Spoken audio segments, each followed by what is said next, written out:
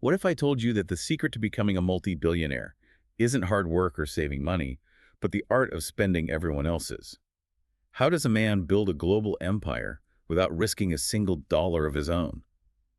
Today, we are opening the most controversial file in our morgue, the art of the leverage. We are dissecting the Trump empire, not as a political story, but as a masterclass in financial survival. I'd probably say you're reading the wrong self-help books if you think saving your pennies is how you get your name on a skyscraper. It's a bit more complicated than that. A bit. So it's a serious question. We're looking at this incredible resume, right? You've got skyscrapers, glittering casinos, sprawling golf courses, a brand that's recognized all over the globe. But when you start to, peel back the skin, whose money actually built all of it?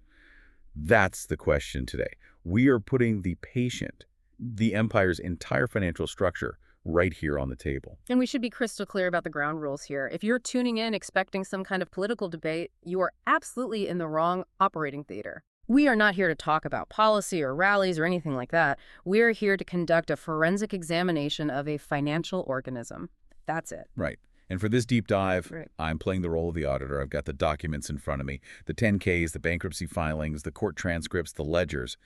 And I have to tell you, looking at this patient on the table, by any traditional measure of business health, profit matching loss, actually paying back your debts, operational solvency, this organism should have ceased to exist decades ago. It's a medical anomaly. And that's precisely why I'm here as the visionary, because where you see a corpse that just refuses to stay down, or maybe a series of spectacular failures, I see something else. I see a marvel of financial engineering. You see a marvel. I do. It's Houdini-level escapism. Yeah. The ability to shift risk, to move debt from one pocket to another, it's so profound, it's almost an art form.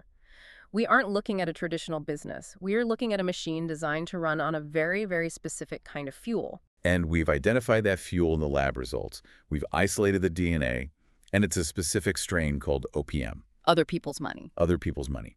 So let's sharpen the scalpel. We are going to slice this history into layers. And we have to start with the very first mutation, the origin story. We're going back to the 1970s. The patient is young, he's ambitious, and frankly, completely unproven. And the environment he's in is, well, it's toxic. This is patient zero, New York City, mid-1970s. If you're picturing the New York of today, billionaires row, gleaming towers, safe streets, $20 lattes, you have to just completely erase that image from your mind. Oh, completely. The New York of 1975 was, it was closer to a post-apocalyptic movie set than a global financial capital. They literally called it Fear City. That wasn't just a nickname. That was the actual title of a pamphlet the police union was handing out to tourists arriving at the airport. Welcome to Fear City, a survival guide. It said, do not go out after 6 p.m. Because the city was broke, the manufacturing base had vanished. White flight to the suburbs was just decimating the tax rolls. The city was physically crumbling. To give you an idea of the pathology here, the city was literally firing teachers, police officers, and sanitation workers. The checkbook was empty. Garbage was piling up on Fifth Avenue. Mountains of it. Not just for a day or two, for weeks. The city was technically bankrupt, saved only at the very last second by the federal government. President Ford's initial reaction was famously, Ford to city, drop dead. And right in the middle of all this urban rot, sitting right next to Grand Central Station, is the Commodore Hotel. It was a perfect symbol of the decay. Owned by the Penn Central Railroad, which was also bankrupt. The hotel itself was just a disaster. It was seedy, years behind on its taxes, physically falling apart. A real gem. A real gem. So enter young Donald Trump. He sees this wreck, and he has this vision to turn it into a gleaming, luxury Grand Hyatt hotel. Now, as the visionary, I see the ambition, but you're the auditor, so I ask you. Right. Who in their right mind lends millions and millions of dollars to a 20-something kid with basically no track record to build a luxury hotel in a city that can't even afford to pick up its own trash? Nobody. Absolutely nobody. That's the entire point. No sane banker would touch that deal with a 10-foot pole. If you play by the normal rules of finance, this project is dead on arrival. The math just doesn't work. It can't. The projected operating costs, plus the crushing property taxes in New York City, would eat every single dime of revenue before you even got started. So if the math says dead, how does the patient survive? How does this project get off the ground? You don't accept the math. You perform surgery on the reality of the deal. And this is the first major procedure we're examining. We're calling it the tax abatement heist. This is patient zero for the entire leverage strategy. Okay, walk us through this. The outline calls it a tripartite deal. It sounds complicated. It's not just a simple handshake, is it? Not at all. It's a complex piece of legal and political maneuvering. So Trump knows he doesn't have the money or the credit to make the deal work on its own. So first, he teams up with the Hyatt Corporation. That gives him brand credibility. That's his cover. Then he goes to the city government. And he doesn't just walk in off the street. He's leveraging his father's deep political connections, right? Fred Trump was a major player, a huge donor to the Brooklyn Democratic machine. He knew Mayor Bean personally. Be great. The door was open for him. But the pitch wasn't just, hey, help me get rich. The pitch was framed as civic salvation. He was saving the city. I'm saving the city. He argued that if the Commodore wasn't redeveloped, the entire area around Grand Central, one of the city's main arteries, would collapse into blight. He positioned himself not as a developer, but as a public servant. And in exchange for this public service, he demanded something absolutely unprecedented, a massive tax abatement. But this wasn't just a discount on his taxes. The structure of this was bizarre. Explain the $1 sale, because this is where my auditor brain starts to short circuit. Okay, stick with me here, because this is where it gets both genius and, frankly, a little terrifying. To get around the laws that prevented the city from just handing cash to a private developer, they created this elaborate legal fiction. Trump's new partnership buys the Commodore. Then they immediately sell the property to the Urban Development Corporation, or UDC, which is a state agency, for the grand sum of $1. He buys a massive hotel in the heart of Manhattan and then sells it to the government for $1. For a single dollar. So now technically the state of New York owns the building. And here's the magic trick. Because the state owns it, the building is legally exempt from city property taxes. It just becomes invisible to the city's tax collector. Poof, gone. Then the state turns around and leases the building back to the Trump-Hyatt partnership for 99 years. Instead of paying property taxes, they paid something called a pilot, a payment in lieu of taxes. And this pilot was just a fraction, a tiny fraction of what the actual taxes would have been. I'm looking at the tissue sample here, the financial projections from the time. The savings were estimated at $4 million a year, right at the start. Over the full 40-year life of this abatement, various estimates put the total value of that giveaway somewhere between $160 million and $400 million. Now, here's the visionary part of the analysis. Why did he fight so hard for that tax break? Was it just to save $4 million a year? Well, I mean, $4 million a year is a lot of money, especially back then. It is, but that's not the real reason he did it. That was the effect, but not the cause. He did it to get the loan. This is a concept we have to understand, synthetic equity. Okay, explain that. What is synthetic equity? When he walked into the banks, specifically Bowery Savings, to ask for $70 million for construction, the loan officer looks at his projected income statement. On that statement, there is a line for revenue and a line for expenses. If the expense line includes the full multi-million-dollar property tax bill, the profit at the bottom is too low to cover the mortgage payments, the bank looks at that and says, no way, too risky. But if that tax line item is basically zero, suddenly that $4 million isn't an expense anymore. It flows directly to the bottom line. It looks like pure profit. It looks like guaranteed cash flow. That tax break, the promise of not paying taxes, acted like a massive cash infusion. It was fake equity, synthetic equity. It convinced the bankers that the project was safe enough to lend $70 million against. So let me get this straight. He bought the building with the bank's money, he renovated it with the bank's money, and his entire profit margin was essentially funded by the taxpayers of New York City who weren't collecting taxes on one of their biggest properties. All while the city was firing teachers and sanitation workers. Yes, that is just audacious, to put it mildly. It's the art of the leverage. He leveraged the city's desperation against itself. He took their biggest weakness, fear of total collapse, and made it his strength. He turned a liability, that rotting hotel, into an asset by getting the government to subsidize all of the risk. And this incredible success, this Grand Hyatt victory, it essentially emboldens the patient, doesn't it? It teaches the organism a core lesson. Risk isn't something you need to reduce. It's just something you have to transfer to someone else. It becomes the blueprint for everything that follows. Which leads us directly to the next phase of our autopsy. The patient moves from the relative stability of New York real estate to the high-stakes, high-volatility world of Atlantic City. And this is where we see the addiction to OPM really take hold. If New York was about leveraging the government, Atlantic City was all about leveraging the public bond market. And this is where things get really wild. In the early 80s, you have to remember, Atlantic City was being sold as the next Las Vegas, the East Coast gambling mecca. It was a complete gold rush. And Trump wanted in, but again, he didn't want to spend his own cash. We see this pattern right away with the first casino, the one that became Trump Plaza. Originally, it's a partnership with Harrah's, the gaming division of Holiday Inn. Right. Harrah's is this massive, established, respected gaming company. They put up the money, $220 million. They paid the construction fees. They knew what they were doing. Trump put up the name and the management. So it was a classic zero equity entry for him. Get in with no skin in the game. Exactly. But here's the key psychological insight. He couldn't stand sharing control. He hated Harrah's buttoned-up corporate style. He wanted his name on the marquee and his name alone. So he decides to buy them out. But he doesn't use cash. Of course not. He uses junk bonds. Okay, we need to pause here and unpack that term, junk bonds. For anyone who didn't live through the 80s, this was the era of Michael Milken and Drexel Burnham Lambert. Right. Think of a junk bond like a high-interest credit card for a corporation that has a really bad credit score. Officially, it's a high-yield bond. The company pays a massive, massive interest rate to borrow the money because the risk of them defaulting, of going bust, is incredibly high. So why on earth would anyone lend money to such a risky company? Greed. Pure and simple.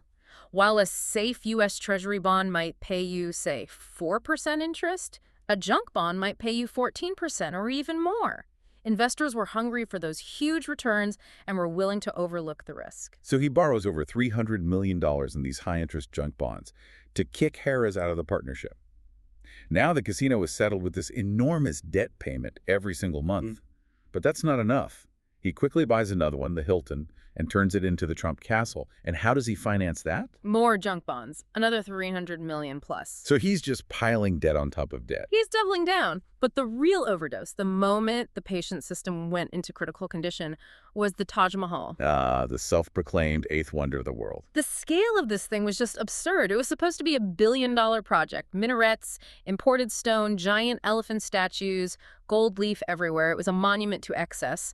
And the financing was, well, it was a lie from the very beginning. It's in the public record.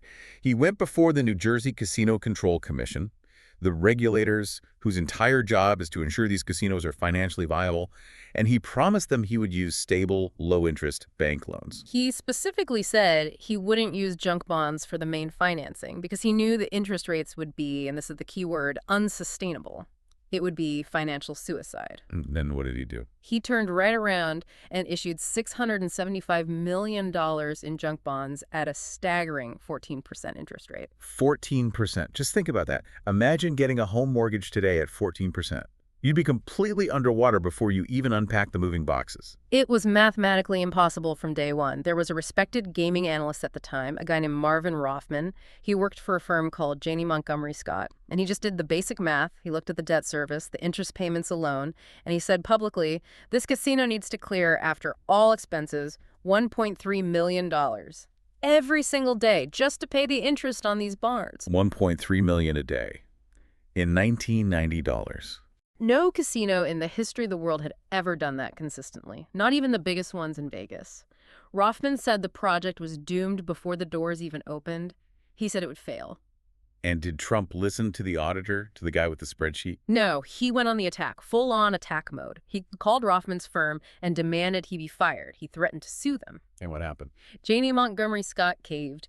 They fired Marvin Rothman for telling the truth about the numbers. But you can't fire the math. The biology of the business, as we're calling it, it started to fail immediately. And this is a fascinating part of the autopsy, the concept of cannibalization. Right. Atlantic City is not an infinite market. There's a finite number of gamblers with a finite amount of money to lose.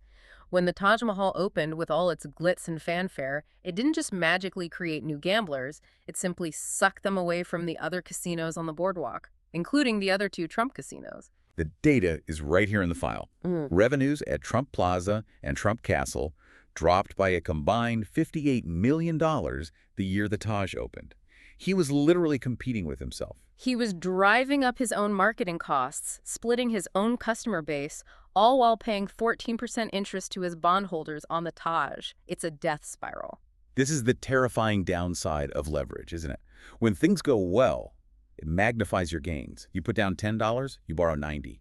If the asset goes up by 10%, you've just doubled your money. It's magic. But when it goes wrong, it works just as powerfully in reverse. And with a 14% interest rate, you're not just losing money, you're hemorrhaging. You're bleeding out. Which brings us to 1990, the flat line. This is section 3 of our inquiry. The go-go 80s are over, a recession hits, the junk bond market collapses, the party stops. The patient is on the table, and the vital signs are not good. The numbers are just staggering. By 1990, the entire Trump empire is groaning under the weight of $3.4 billion in debt.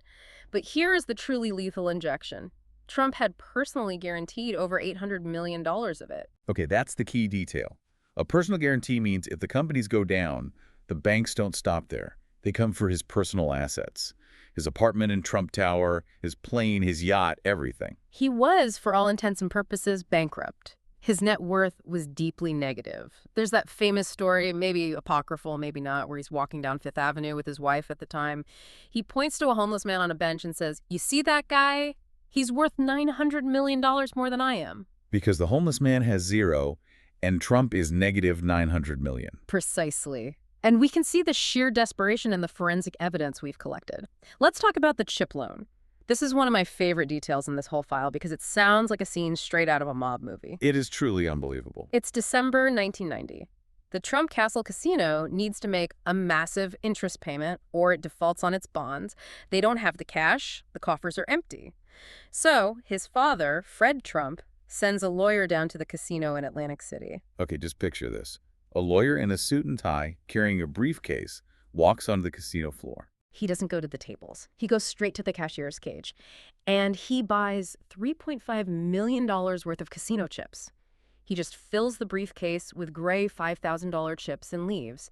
He has absolutely no intention of gambling. So it's an interest-free, undocumented loan from his father, Yeah. disguised as a gambling transaction. Exactly. It was a desperate, illegal cash infusion. The New Jersey Casino Control Commission found out about it and fined them $65,000. Which is, I mean, it's a parking ticket when you're essentially laundering a $3.5 million bailout to your son's failing business. Yeah. But even that wasn't nearly enough. The walls were closing in from all sides.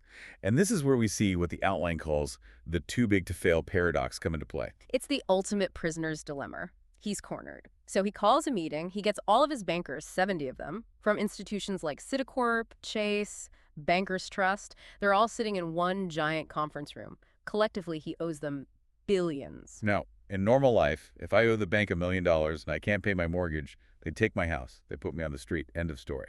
Correct. But as the old banking adage goes, if you owe the bank $100,000, that's your problem. If you owe the bank $100 million, that's the bank's problem. And he owed them billions. So he looks them all in the eye and essentially lays out the situation. He says, look, you can foreclose on me. You can force me into bankruptcy. If you do that, you'll get pennies on the dollar for these assets. And more importantly, you will destroy your own balance sheets. You'll have to explain to your shareholders why you lent billions of dollars to a guy who bought a mega yacht he couldn't afford. It'll be a disaster for you. Or Or you keep me alive. you put me on life support. You restructure the debt. You lower the interest rates. You forgive some of the principal. You give me time because I am the brand. Without the name Trump on those buildings, they were just empty shells of concrete in New Jersey. With me, with the brand, there is a chance, maybe a slim chance, but a chance that you will eventually get your money back. It's financial hostage-taking. He's telling them they can't afford to let him fail. It's the ultimate act of leverage. And the banks, they looked at their options and they realized he was right. They were trapped in the jail cell with him. They couldn't kill him without critically wounding themselves. So they did the unthinkable. They put him on an allowance. An allowance, like a teenager who has overspent their credit card. Yes. They seized control of his finances. He couldn't write a check for a new jet. But, and this is the incredible part, because his entire value to them was based on his image as a master of the universe, they had to let him keep up appearances. So the allowance they gave him was, well, it was generous. The records show it was $450,000 per month. Let that sink in. You are technically bankrupt. You have failed on a spectacular historic scale. You owe billions of dollars that you can't repay. And your punishment is that you have to somehow scrape by on $500,000 a month for personal and living expenses. That is the ultimate proof that the rules of capitalism are completely different at that altitude. The autopsy shows the patient survived this 1990 heart attack, not because he was healthy, but because the parasite had simply grown too large for the host to remove. But the underlying disease was still there. The debt hadn't vanished, it was just delayed. The patient was stabilized, but the blood in his veins was toxic. He desperately needed a transfusion. He needed to find a way to dump that toxic debt somewhere else. Enter the American public. Enter the small-time shareholders. This is Section 4 of our investigation, the corpse reviver. The year is now 1995. The economy is recovering. The banks are getting very impatient. They want out of this deal. So Trump comes up with a brilliant new maneuver. He creates a new publicly traded company, Trump Hotels and Casino Resorts, ticker symbol, DJT. He takes it public on the New York Stock Exchange. So he's inviting the average Joe, the pension funds, the grandmothers in Iowa, to buy stock in his casino empire, the very same empire that had just nearly collapsed. And they do. The brand is still that strong. The story is that the worst is over. The IPO is a huge success. It raises $140 million. The stock, which opens around $14, quickly shoots up to over $35 a share. But here's the sleight of hand, and this is where the auditor in me just gets furious. He doesn't use that money to build new things. He uses this new public company, which is funded by outside shareholders, to buy the deeply troubled private casinos that he personally owned. Specifically, the Taj Mahal and the Trump Castle. Now, you have to remember, these properties are still loaded up with all that high-interest junk bond debt. When the new public company buys them, it also takes on all of that debt. So he is effectively transferring the debt from his own personal ledger directly onto the backs of the public shareholders. It's a massive debt dump, and look at the valuations they used. The public company paid about $100 million over the appraised market value for the Trump Castle. Wait, stop. He sold his own bad asset to a public company that he controlled for more than it was actually worth. Yes, he was on both sides of the transaction. The prospectus even shows that independent appraisals came in lower, but the board, which he controlled, approved the higher price. That is a staggering conflict of interest. It's a form of corporate alchemy. He successfully turned his toxic personal debt into shareholder liability. Over the next few years, a staggering $1.7 billion in debt was transferred from Trump personally to this public company. And what happened to the patient? I mean, the public company, DJT? It did exactly what you'd expect a body to do after a transfusion of toxic blood. It slowly bled out. The stock started its life with so much hype, trading over $35. Over the next decade, it just fell and fell and fell. Oh. All the way down to 17 cents a share. 17 cents. So the investors, the public, they lost everything. The shareholders lost over $1.5 billion, wiped out.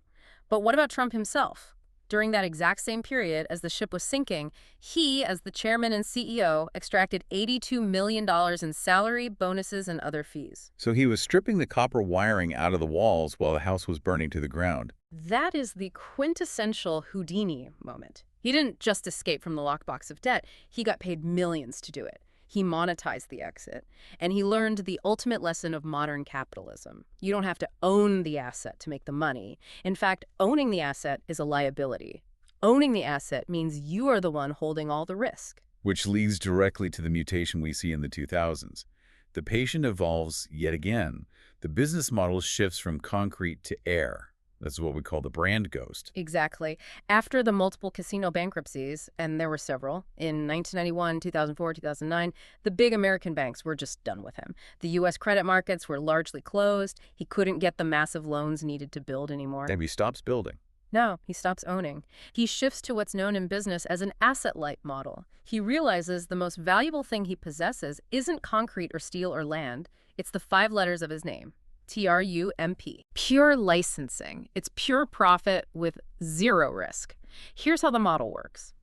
A local developer in, say, Panama or Turkey wants to build a luxury condo tower. They have to do all the hard work, they raise the money, they take out the loans from their local banks, they take on all the risk of construction and sales. Trump just sells them the right to put his name on the top of the building for a hefty fee, and maybe charges a recurring management fee. Let's use the Panama Ocean Club as our case study for this. Perfect example. A developer named Roger Kafif has a dream to build this iconic sail-shaped tower in Panama City. He goes out and raises $220 million. He builds it. But then the local real estate market turns, Kafif goes bankrupt, He loses everything. And Trump. Trump makes millions from the initial licensing fee and the ongoing management fees. When it all goes south, he walks away completely unscathed. It's the ultimate hedge, isn't it? If the building is a huge success, you can take credit. Look at my beautiful tower in Panama. If it fails, you keep the fees and say, that's a shame, I didn't own it, I just leased my name. Too bad they couldn't execute. And this is why we saw that bizarre product sprawl in the 2000s. Trump steaks, Trump vodka, Trump mattresses, even, and I'm not making this up, a Trump-branded urine test. Wait, I have to stop you. A urine test? Really? Yes, a company licensed his name for a line of drug tests. Why?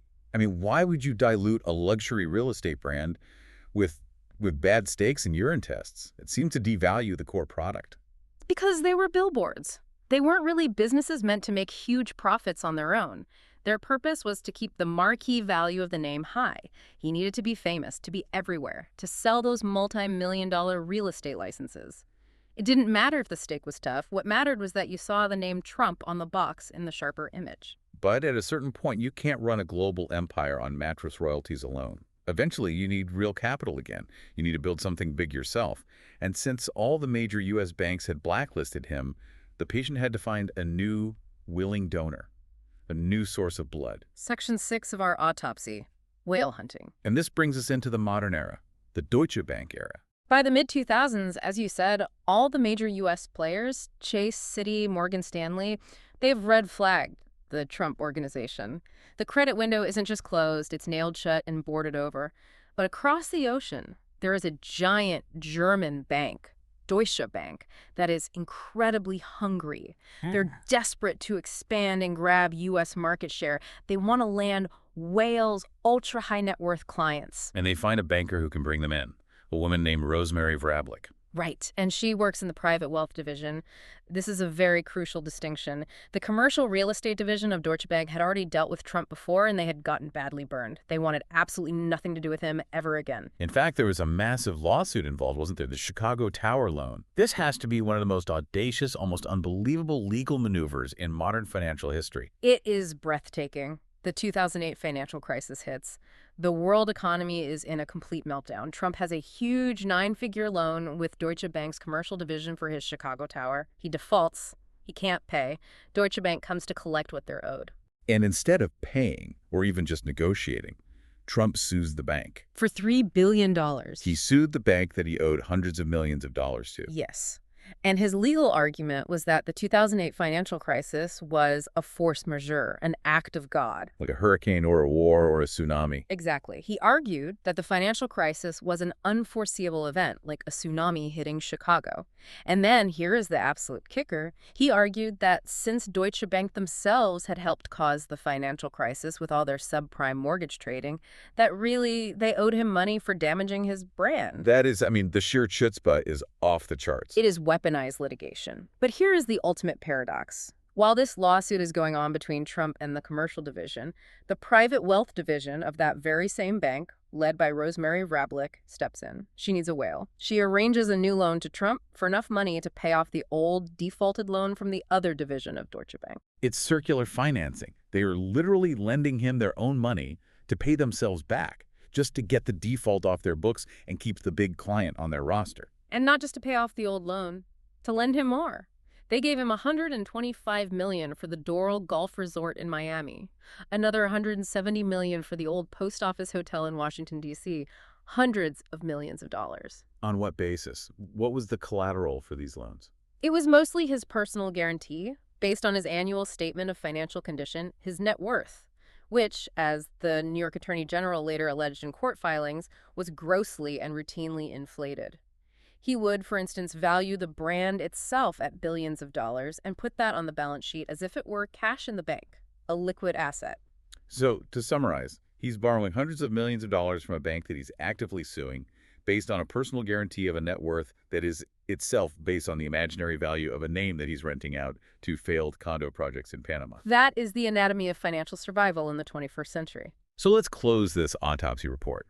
We've examined the tissue samples from 4 distinct decades of this financial organism's life. We have, and the pattern, the core DNA, is remarkably consistent. It's a story of adaptation and risk transfer. First, back in the 70s, he survived by shifting the risk to the taxpayers of New York City through those unprecedented tax abatements. Then, in the high-flying 80s, he shifted the risk to Wall Street bondholders, using high-yield junk bonds to fuel his Atlantic City expansion. In the 90s, when that blew up, he shifted the billions in debt to the public shareholders through the IPO of his casino company. And finally, in the 2000s and 2010s, when U.S. markets shut him out, he found a new host, shifting the risk to a large foreign bank that was desperate for a foothold in the American market. It's a 40-year game of hot potato with billions and billions of dollars of liability. And he never, ever gets left holding the potato. He just finds a new person to pass it to. As the auditor, I have to say, looking at this entire file, I see a history of defaults, debt dumps, strategic bankruptcies,